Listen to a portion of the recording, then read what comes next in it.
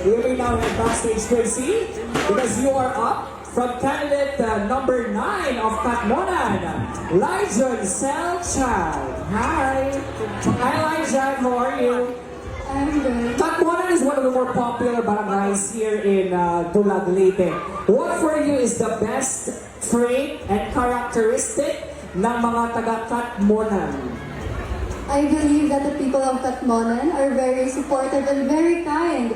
Look at how my supporters are here right now and giving me unwavering love and support. And I thank you and I love you, my barangay Katmonan. O, diba? O, saan ang mga supporters ni Lyjon? Candidate number 9 of Katmonan. They're over there. So you have to grab a victory ngayon. Okay? So you can pick your number.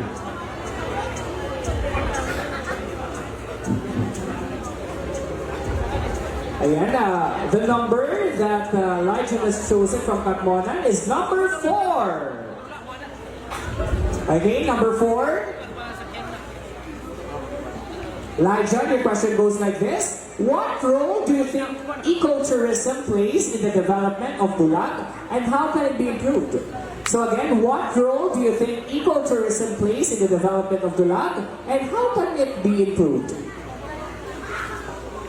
Thank you for that wonderful question. So, as an advocate of cultural and historical preservation, I believe that ecotourism is important here in Dulag because it gives off as the dignity of the Dulagnons, and I believe that we can start by building infrastructures that showcases the cultural roots of Dulag, and I thank you.